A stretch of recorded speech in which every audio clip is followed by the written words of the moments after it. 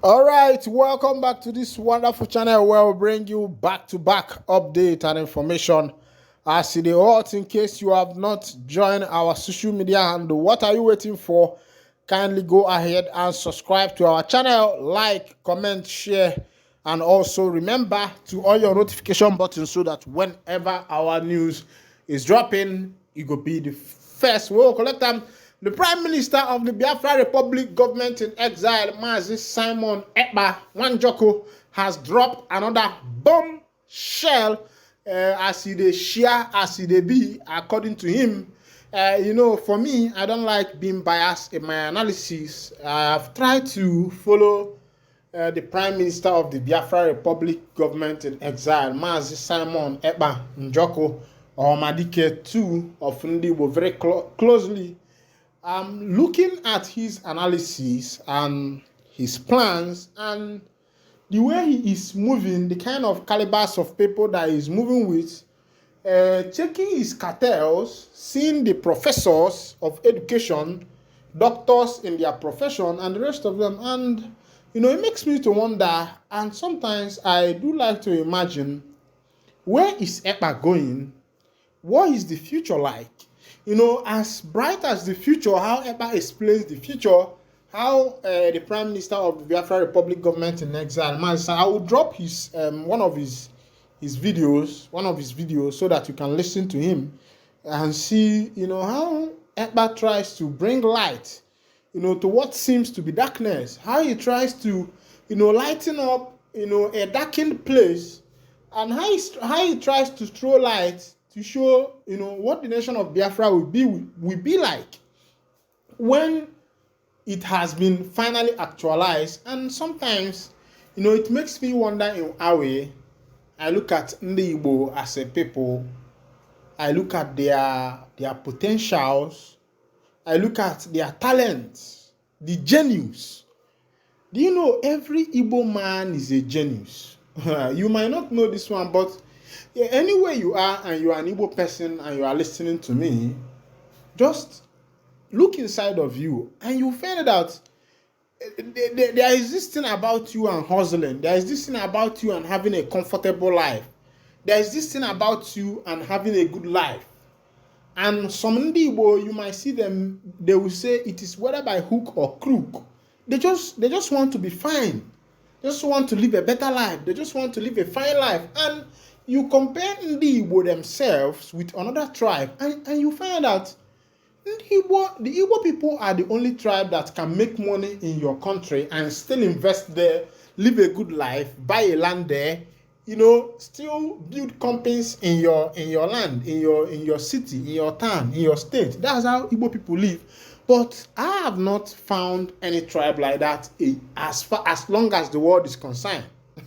I'm telling you, look at the colonial masters. The colonial masters, when they were colonizing us, they were able to build only what they can manage, what can suffice them at that particular point in time. And they were excavating the precious things in Africa, the mineral resources in Africa, exporting it to their country. And what they were able to do is to build like railways, airports that will enable them to do their exportation. The development of Africa was not their intention. They never intended to develop the African man to become like a white man, where the African man will be as wise as he is today. Today, African man is becoming wise, but if you look at what our colonial masters are doing, you see that they have left what is called colonialism and they are now doing adaptationism. What they are doing is adopting us into their system. Like now, many of our people want their children to school in London. And after you finish your schooling in London, you have become used to the London environment. What you do is to find the best way to get a job in London, and you want to become a citizen of London. The same thing happens to those that are in America. And they to themselves, they feel that Africa is chaff. They feel that Africa is not a place to be. And because they are in London, they are used to that environment, they have forgotten that they are coming from a place. The Americans make the Africans to feel at home. Once you go to America, you are capable of, once you are able to, follow their due process and their system, you are capable of becoming anything you want to be in America. And when you become a soldier in America, you feel very happy because you have become a soldier, you are serving as an American citizen, your papers are ready, everything, because you've gotten the paper, you felt that you've become a citizen and the Americans are using you as an Igbo man. This thing happens mostly to Ndi Igbo. And I also refer to people like the Edo people that felt that they are not Biafrans, they don't belong, this is not where they are coming from. Yes, they are different people, they are coming from another space. And the rest of them, look at yourself. Look at how Edo women are hustling. Go all over the world, you will see Edo women there. Go Germany, go Thailand, go Italy. Italy is one of the places where Edo women themselves cross the Mediterranean Sea to get to. Italy. Edo women are there. So now, you look at all these things and somehow you come and tell me that you are not a full-blooded Biafran. I know that sometimes people make their comments in order to survive. Yes, somebody that is at the point of death and wants to get a life can say, let me serve my enemy since I don't have any other option. Because there is this wisdom quote, it's from the Bible, that says that, it says, which king that goeth to the battle without first counting the cost? I don't know if you're getting it. Which king that goeth to a battle without first counting the cost? You count the cost first. You check your army, whether you have a 2,000 men or your battalion, 1 battalion, and you are facing someone that has like 3 or 4 or 5 or 10 battalion. And if you are wise enough as a king, what you will do in order to save your life, your people, and your nation is to submit to the one that have like 10 battalion, because you only have 1 battalion to be able to live. So I think this is what the Edo people do during the 1967 to 1970 Biafra Civil War.